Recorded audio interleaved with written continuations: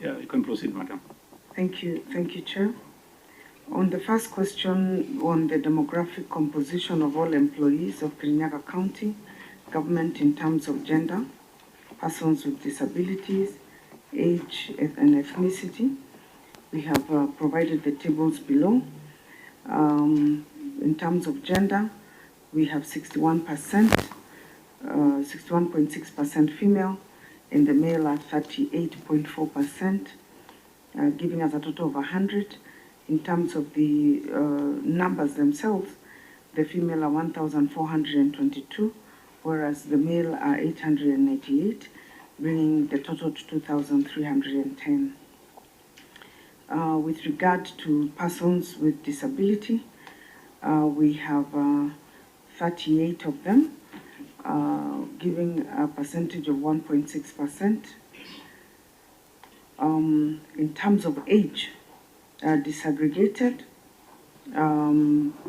Chair, those who are over 60% are 20, giving a percentage of 0.9, 59 to 55 are 314, giving us 13.5%, 54 to 50 years is 235, giving us 10.2%.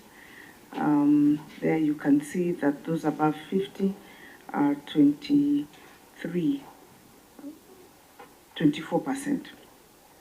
49 to 45, we have 15%, 40 to 44, 17.8%, and 35 years, you have 20.4%, and 30 years is 17.1%, and those below 30 years is only 4.8%, and that gives us a total of 100%.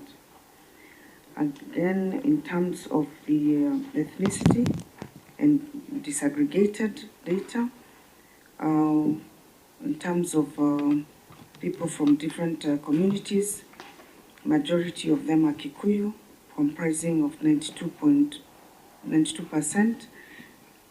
Then we have other communities, Boran. And just put as indicated. Yes, as indicated. The demographic composition of the County Executive Committee members and chief officers in terms of gender and persons with disability. Chair.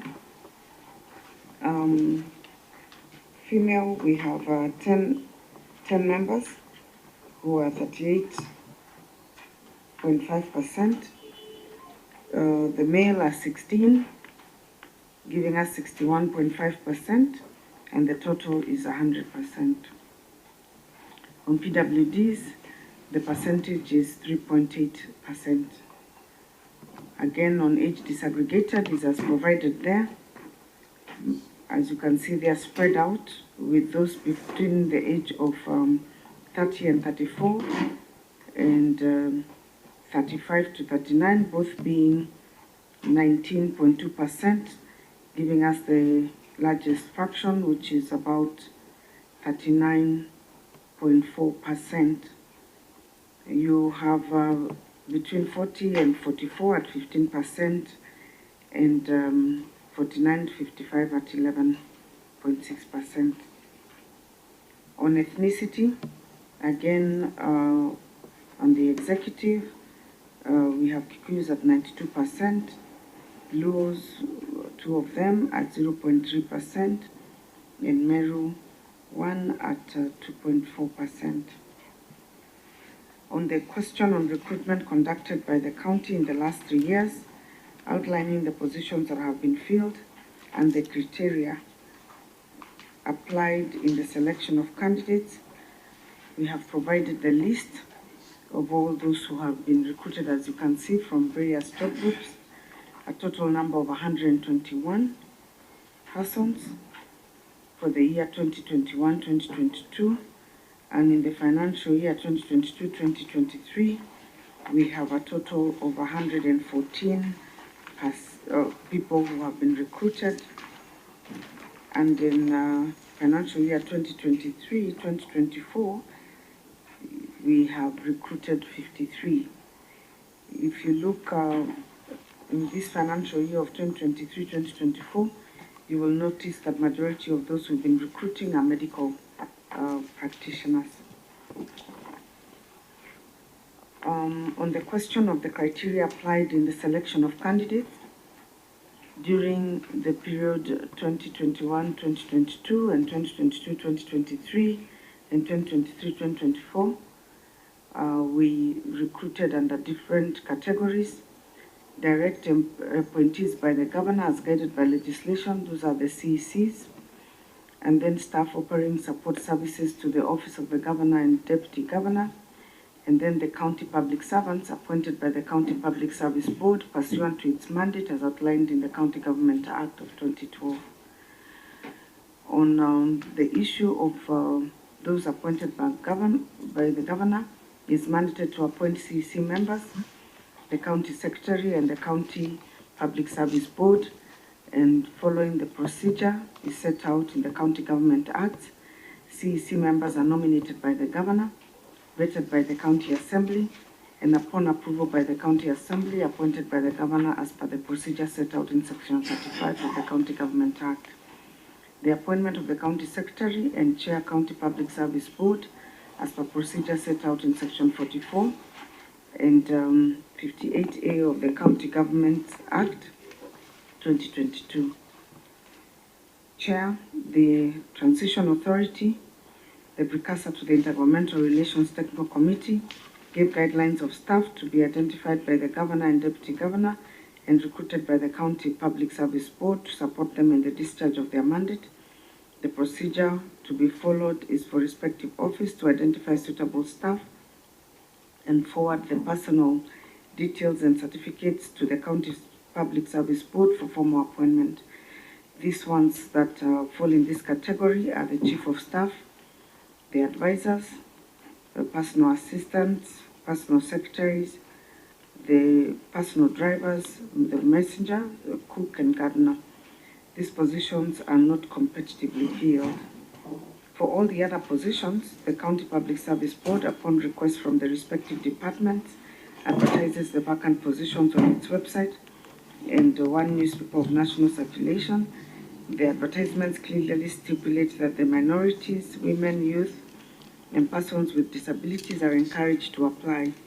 The advert also states that the county is an equal opportunities employer at the close of the period within which applications are to be received. Long listing is done by the Secretariat of the County Public Service Board.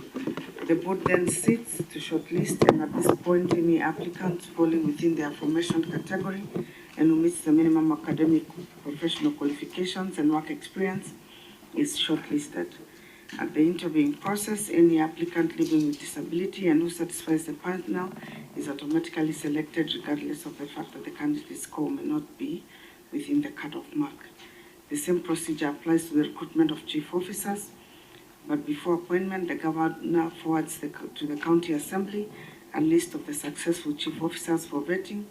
Upon approval by the County Assembly, the County Public Service Board makes a formal appointment for the successful candidate. Chair, on the status of the compliance by the county with Section 53(6) of the Public Procurement and Asset Disposal Act, Cap 412C, Section 53 of the Public Procurement and Asset Disposal Act 2015, which was revised in 2022, talks about procurement and asset disposal.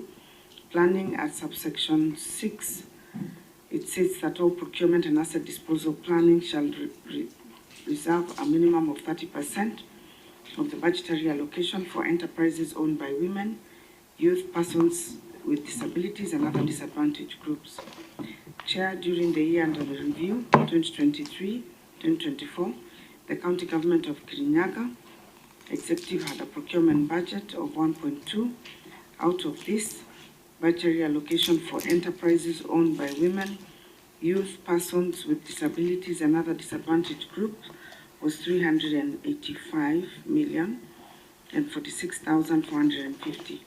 The actual value of the contracts awarded to the enterprise owned by women, youth, and persons with disability and other disadvantaged groups during the financial year was 835,579,539.30, equivalent to 65.2% of the total budget.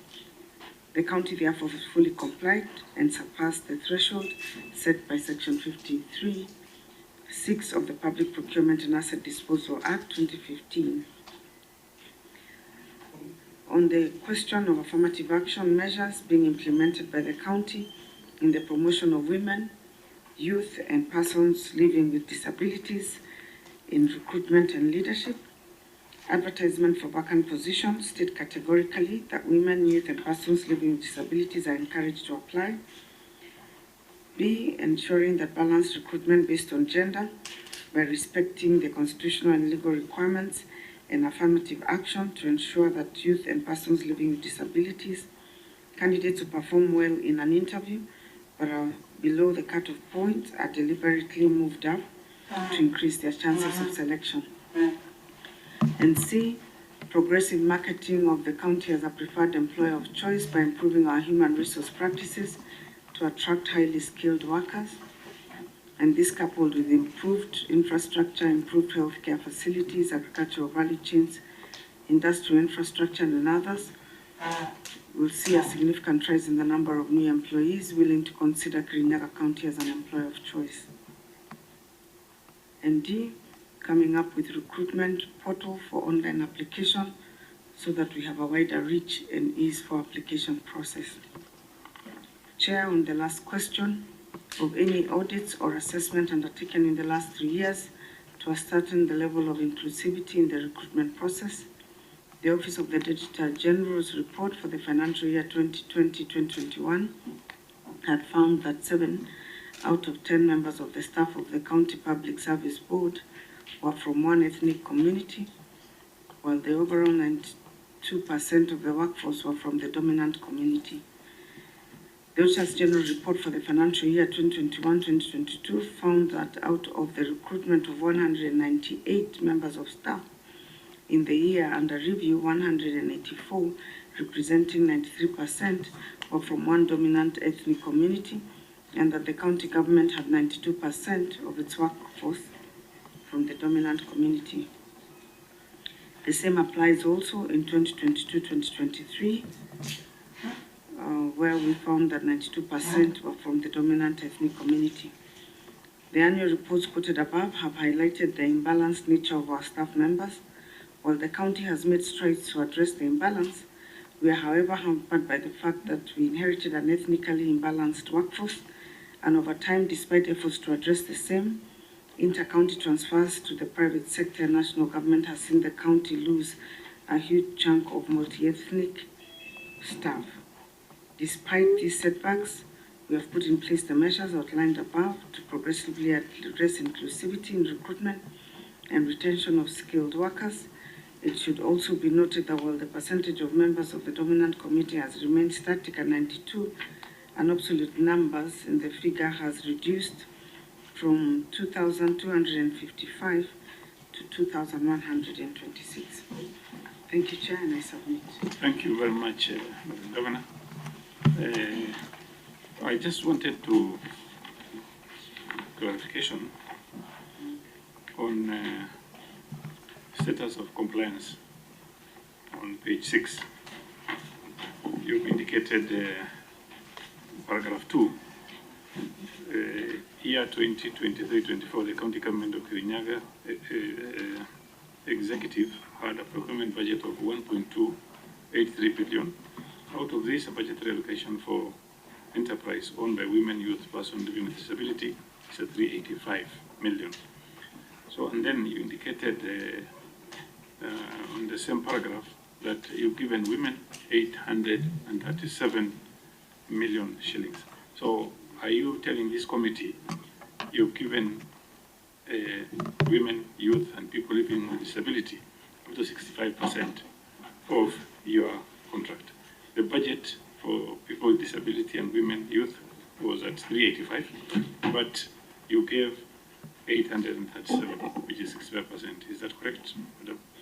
Yes, I'm not saying the budget. We're saying that the total procurement budget was 1.2 for that last year.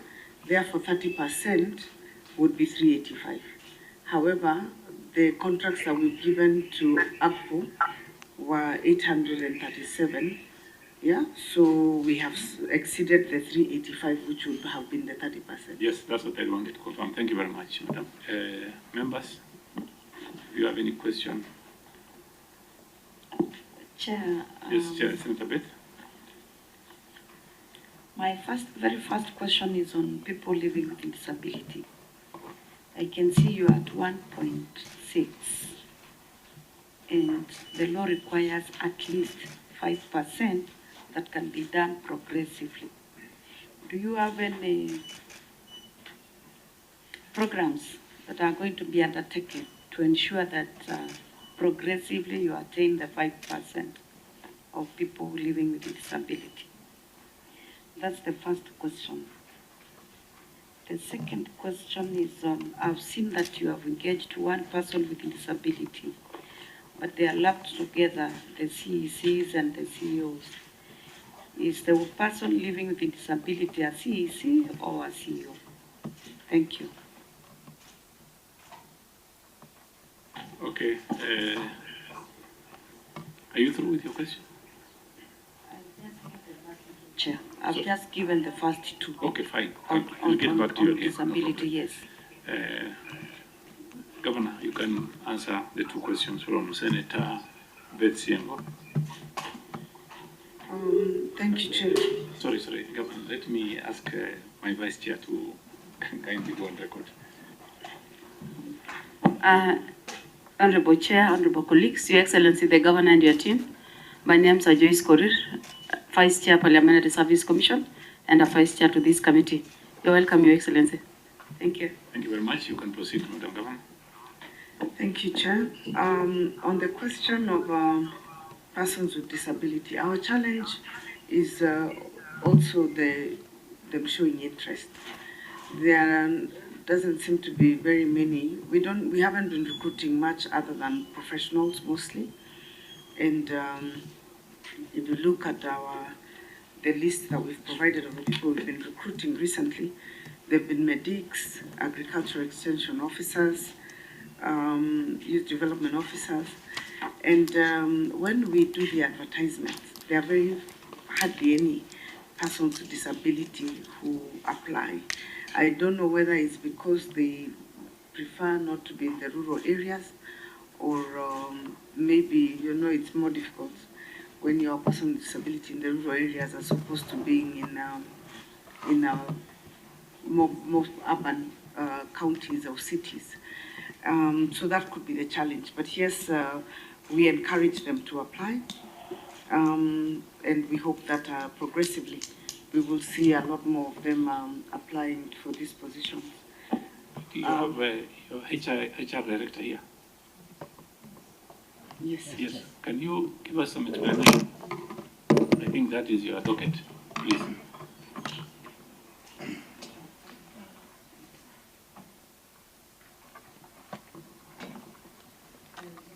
There is also the chair of the Public Service Board, who is here, who actually the recruitment is done Who is by the chair? Public Service Board. Oh, okay, good.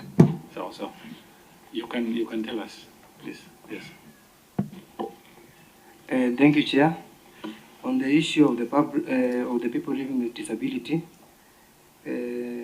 what we have been doing actively, first of all, when we realized about the issue, people. If you say anything here, yes, we would be asking for evidence. Yes, so yes. Be very careful. Okay. Thank you. Yeah, yes, because there is issue of application, and you remember people with disability, maybe because of mobility. That's why we have adapted the online portal, which is going to help, will be helping them with application processes. On the last recruitment that we did, actually, we absorbed 100% of the people who applied with PWD. So you can see we are moving in the right direction. So, Yeah, maybe riding on the same, if I could ask, yes, or, okay, if I could ask, yeah, recruitment of people living with disability could be deliberate. Have you contacted any organization which deals with people living with disabilities to help you, even give you at least people who can be employed in the positions you advertise? Yes, thank you so much. Yeah. At the moment we haven't, but we have sat with the representative from the member of County Assembly, Kenya County, Honorable Olson, on the issue, and we are discussing that on the issues that you're going, on the process that you're going to undertake to mitigate the issue of them actively being aware of the application processes, so that they can apply and we can consider them. Chair, let me ask direct. Are you aware that you can contact these organizations and they would help you, give you, because most of these people are registered with this organization, because actually why I'm saying should be deliberate, Yeah. to employ, and doesn't have to be people from Kirinyaga. If we can at least try to attain, or which mechanism are you having in place to try and attain this 5%? Yes, I would say. Oh, thank you so much. basically, what he's asking you is, what action have you taken to help people living with disability? At least you can do it. Let's say, for example, you're at 1.6. You can add 1%.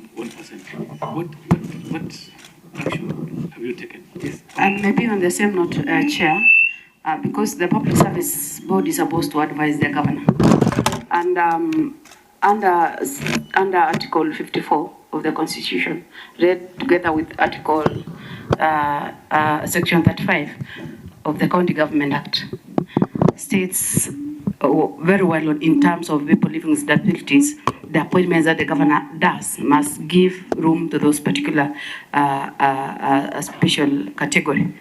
And as a board, do you have, maybe on your appointees at this executive, do you have people living with disability? Because I believe that is one of the mandates of the Constitution. Your Excellency. The executive, the ones that are right under me, I have one person living with disability who's a CEO. Yes, one of our CEO finance. It's not the CEO, but the CCs, the CEOs. I think those ones are among the appointees. Yeah, the CCs we choose ourselves. Amongst the CCs, I don't have a person with living disabilities, but even the CEOs, once they are recruited, the names come to the governor, and the governor chooses from the top candidates and submits. So they are also still appointees of the governor. So amongst the CEOs, I have a person living with disability. Before we move forward, let me ask our minority leader to kindly introduce yourself, and Senator Lomanen also. Kindly, please.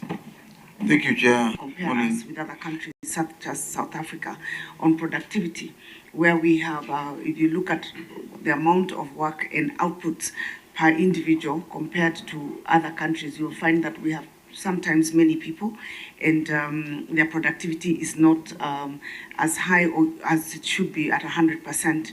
And so what we're trying to do in Kirinyaga is to maximize on productivity and fully function and see if we can reduce the amount of resources that we spend on human resource so that we can channel more resources to development. Moving away from 42%, we want to go to that 35%, which is what actually is also required by law.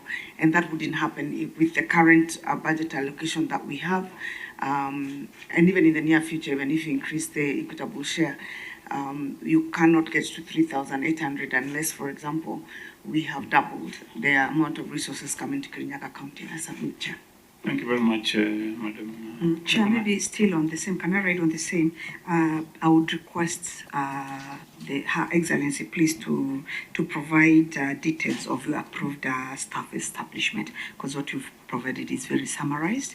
And also taking you to page 3 on your recent recruitment, please, if she could also provide gender, age, and also give us if there are any people living with disability who are recruited, so that we can be able to substantiate. I think that you've noted that one down. Thank you, Chair. We've noted we will provide the annexures as we said Okay. in the beginning. Thank you. Yeah. Thank you. Any further question? Madam Beth? Thank you, Chair. Section 7 of the National Cohesion and Integration Act prohibits public establishments from having more than 1/3 of staff from the same ethnic community. Looking at your document, Your Excellency, you are at 92% of Kikuyus. Within your explanation, I've seen that you said you inherited a staff establishment with majority of from the same ethnic community. But what deliberate steps or efforts are you making to ensure that you comply with this act? Madam, I think it's good you are here as chair of governance. This is a problem which is we've seen with many counties.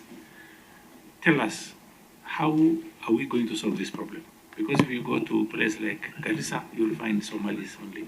You go to places like Samburu, you find many Samburus. You go to Rift Valley, Kalenjins. So how are we going to solve it?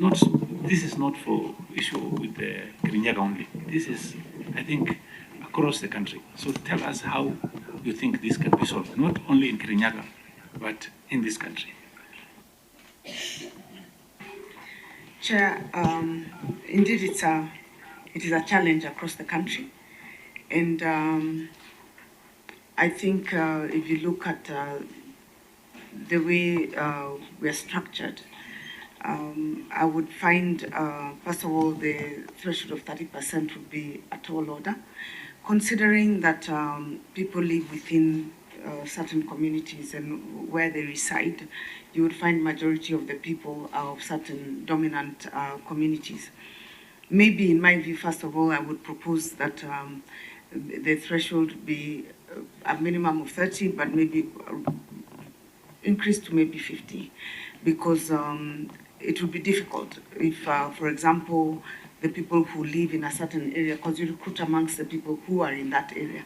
If 98% of the people who live in Kirinyaga are Kikuyus, it would be very difficult to say that you can only recruit 30% of them being Kikuyus. Having said that, I think it is a national issue. We as a country have to become very deliberate on encouraging migration and movement of our people, giving them the level of comfort that whatever it is that you find at home, you will find elsewhere. And one of those is, number one, is security. If you guarantee security of Kenyans, they will move. The second issue is also the level of development. People move, migrate for various reasons. You have a lot of migration because of rural to urban migration. Very rarely will you find rural to rural migration, especially when you come from a rural area like in central Kenya, for example. It's very difficult to find somebody moving to a rural area in northeastern.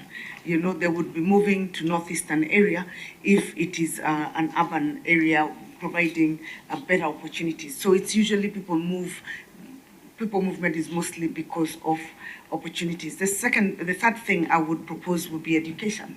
If we looked at our education system and changed the way we allocate, for example, national schools, and provide opportunities for people to be exposed to what is available in other areas, you would find then our communities would move a lot more than they are right now. We find that majority of people who are in certain region who prefer national schools within their region. And finally, our economic situation. If, for example, a parent has to move their student, their child to a national school, let's say in Western Kenya, and they are coming from the coast, it's very expensive because they would have to get transport and all. So overall, also, we would have to improve our economic well-being as a country. If people earn a little bit more in terms of incomes, they would be able to encourage those kind of movements across the country. Because Kenya, if you look at Kenya, is pretty small in terms of geographical coverage. And so we should be able to have these migrations from various regions so that we can have ethnic diversity in almost every of our communities. And my final one would be politics. I think we politicians play a key role in whether people actually do move and settle in other regions which are not predominantly their ethnic community. And if we depoliticize this country a little bit more, I think we would make a lot of progress in that area. I submit, Chair. Thank you very much. Any further question? Madam?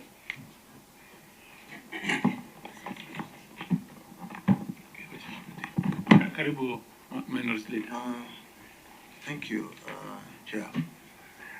Having served as a minister and in the public service also for quite a number of years, you have the benefit of knowing how the entire country is in terms of work or maybe employment opportunities. I am not convinced at all that 92% would go with what you're trying to explain, that you have tried your best. I think this is your second term as a governor. And what happened when you took in your first term? Why didn't you at least attempt to lower down this figure from 92 to at least somewhere close to 80? But you've, in fact, I think you've allowed it to go up instead of going down. I don't know whether I'm right in that suggestion or not, but I would like you to explain why during your tenure this figure has gone up, and having served as a minister, and you know exactly how this country is all about. Are we trying to say we want the future generation to all appear like they're all Kenyans, but if we lock ourselves in our cocoons, like I come from this area and therefore I need to get a job here. If I look at where I come from, Kilifi, I'm not saying they have tried, but at least they have done better than this. So what's your take on that, and how do you think you could, because we are addressing now your county? Okay, thank you very much. Let me, before you answer, Governor, let me ask Madam Vice Chair. Yeah, thank you, Excellency. I know you've tried in terms of how things are done, despite the fact that your staff have given us a document that is, I think this, I can say it's, yeah? Yeah, it doesn't contain a lot of information, Your Excellency, that could have answered a number of questions which we could not even give you problems in terms of raising a number of queries. But I just want to congratulate you in terms of gender, where you've given us the female to be 14.22 and the male to be 8.28. That one, I just want to congratulate you on that. I also have a problem, Your Excellency, in terms of age disaggregated data, where it's like all the percentages are almost equal, meaning that the young generation and the old generation is almost the same, which becomes difficult in terms of service delivery, because I want to believe that the younger generations are supposed to enable you to really do the service delivery. Your Excellency, the Governor, there is an issue that has been raised. It has been affecting the entire counties in terms of the percentages that you are talking about. But I want to say that sometimes we find it, we've been trying to look around and check what is the main issue. And I want to say that even in the entire Rift Valley, you find the Kalenjins being the highest percentage. And it's not because they are the Kalenjins. It's because the way the data is being analyzed, they are not segregated to an extent that you can have within the Kalenjin. You have the sub-tribes inside. So if we are going to put the sub-tribes, that is what it's going to cure the problem that even the minority leader is asking right now. So I think it's not about the Kikuyu. It's about what other sub-tribes that are inside there. So I'm sorry because I'm trying to answer your question. You are supposed to answer to them, but that is one of the issues that we've been raising. Your Excellency, if I may ask you, and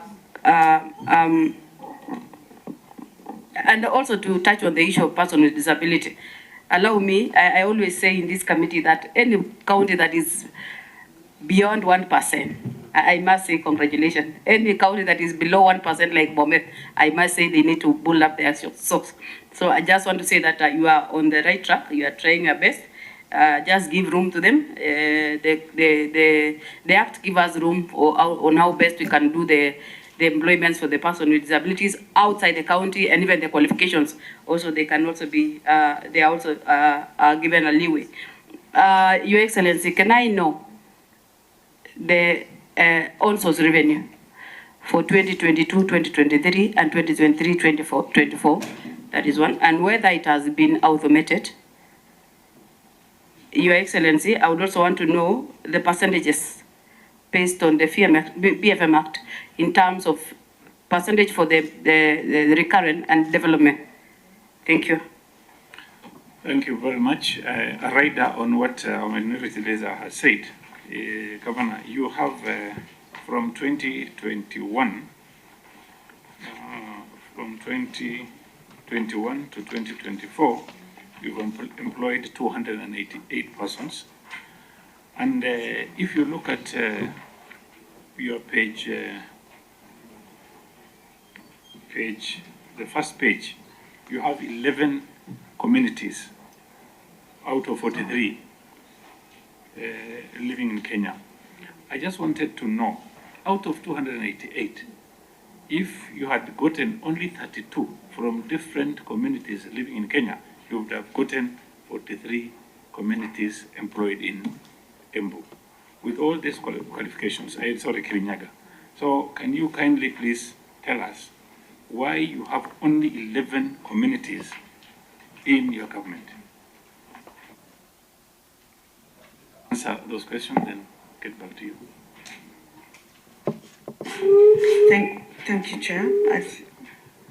I think I will start with the question from the minority leader on the issue of 92%. I think, Chair, as I said, it is not possible for anyone who has come in as a governor to reduce the number of the people who've been employed, because these people are already employed on permanent and pensionable basis.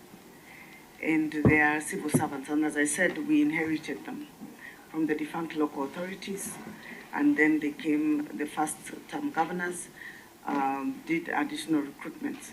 So when the governor comes, out of the 2,400 people, I think the only number you'll see that we recruit in a year, you'll see in the 1 year you would have only about 100 people. So the question of how do you reduce, it's not possible, because that would mean you fire people and recruit afresh. And once people have been hired on permanent and pensionable, that is not possible to do, because you're tied by the law. Even at the national government level, even that retrenchment exercise would be pretty difficult to do. And so we would now deliberately maybe start taking action on the replacement of retiring staff who don't retire at that fast rate, or maybe on attrition. So Majority Leader, you are wrong on that issue of that we have not done anything, because if you look... I want to find an answer. This is not Majority Leader. I'm a Minority Leader. Okay, so thank you very much. I beg your pardon. It's going to be majority very soon. Minority Leader. If you look at our absolute numbers, even when we say it's 92%, you will see that when we started off, the 92% was 2,252. And now the number has gone down to 2,126, meaning that deliberate efforts of ensuring that the numbers in terms of ethnicity are not increasing. So despite the fact that the percentage has remained the same, the absolute number has reduced in terms of the dominant ethnic community. So that is the question on the issue of 92%, and that also, I would say, as the chair of council, that would apply across the board. Unless there is a major retrenchment drive, which is not something that would be considered at this point in time politically or as a nation. If the percentages that are there, you would only be able to increase the diversity over time. And considering that you'll only do if people retire or if they move or on attrition, then you would find that it will still be very slow. Because you can tell that that's an average of about less than 10%. In the year 2022-2023, we recruited only 114 people out of the 2,256. So that is less, about 5%. How many are and how many are outside Kirinyaga? Yeah, and How that many? is what we have said. The See, ones, Governor, we need to put this country in order. There is too much of people trying to, we're having, I don't know even how I can explain it, because it's so bad in this country, and we need people to also have diversification of tribes. But you cannot, in Kirinyaga, you can't employ 200 people and you don't have other people from outside that area. It's wrong. It's wrong. On its Madam, own. that is the point. And that is why we are telling you to explain why a person of your caliber, having served as a cabinet minister, having served in the government for so long, and you know the ills inside there, you could be an example and lead the way by showing that your county can accommodate other people and try to fulfill the constitutional requirements. Yes, Madam Gavanti. You Chair, understand what he's trying to say, right? I understand. And I think two things. First of all, you realize that even if you look at the number of applicants, that it is very rare. Maybe the chair public service You board can delegate. yes, we can confirm this. I am not the one who recruits, but I am aware that in terms of application, over 98% of those who apply for jobs in Kirinyaga County are from one ethnic community. And I don't know whether I am wrong. Maybe the chair of the Public Service Board can respond to that. Chair. Yes, Senator Mofaya. Thank you, Honorable Chair. You know, I didn't expect this committee to confront Her Excellency with so many questions, because I expected her to be among board, being the face of counties. You know, when people see counties, being the chair of COG, we have had issues with so many other counties, but we didn't expect something what we are is before us now from Kirinyaga, where we know Madam Waiguru has been with us for some time as a cabinet minister, chair COG, second-term governor, you know. And you know, these are not our questions, Honorable His Excellency. It's about the concerns of the country, right? You know, we have ethnicized everything. You know, you become a governor, you put everything, everybody, your kinsmen, your relatives in your government. And this is what is killing this country. And this is why, as a committee of equal opportunities, we are trying to make sure that we do away with this kind of concept as a country. So if you look at table 1.3 age, we have people who are over 60. I don't know up to what age. Maybe they couldn't be 85 years. There could be somebody who is 85. They constitute quite a number, almost 0.9%. I've also looked about the new compensation. I've not even seen even a single Naraka in Kenya, and you know we are very close neighbors. And I know there are very many people who have applied for jobs in Kenya. In Tarakanidi, we have several Kenya people where I come from. So I think, Chair, we must be give an advisory note that let's love, let's embrace each other, let's have a cohesion, let's bring this country together. Let's not countries become entities of tribal cocoons. Okay, thank you. Thank you, Senator Mufaya. Senator Lumane? Chair, I hadn't finished responding to the questions that I had been asked before. Okay. If I could maybe finish those So if questions you are, and then... Lumane, let her finish and then we can get back to you. Just to write on to that, again, I don't know which other response can be other than in terms of the challenges because of the inherited stuff. Maybe I should That's raise, understood. You don't need to go back there. maybe I should raise this to Chair to respond that it may be of interest to the Senator to know that my county secretary is from Meru, he's here. And yeah, we are not talking about your specific community. I'm just saying we are talking about diversity of the country. Yeah, so it's not about yours. I'm clarifying because the impression that you're given is that all of us are from the same community. And I want to clarify, my HR director who's here is also not from Central, he's from Kisii. The director of procurement is Kamba. I don't know, I think from Makueni. And we have also amongst my CECs, we have a Luo, and my chief of staff is actually Luo, and my former chief of staff was Kisii. So and I think my record shows for itself that I have no such biases, and applies. Having said that, Chair, there was a question on 2023 was 586. What was the target for 20? We are amongst the top counties in terms of surpassing our own source revenue. The question of automation, yes, we had 69% and 31%. I submit, Chair.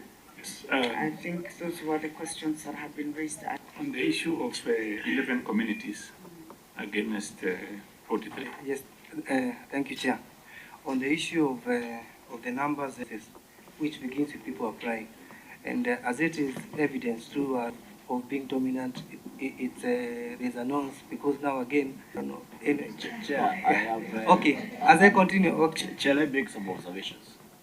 Yes, you know, Chair, that if you look at the 1.4, electricity and the data and all these things, Kikuyus constitutes, those are minute percentages, because the actual document says that this issue even before, we had many counties having similar problems. My problem, in fact, is if you look at... we are talking the same language, Honorable Chair. No, the percentage, 92%, come from defunct county councils and municipal councils. To give you one person from each county, you've gotten the 43 communities, even one person. So tell us. Yes, thank you so much. Yeah, maybe Chair, to really come out on this, is that you, which is not even signed. I didn't want it to go that direction. So let me not go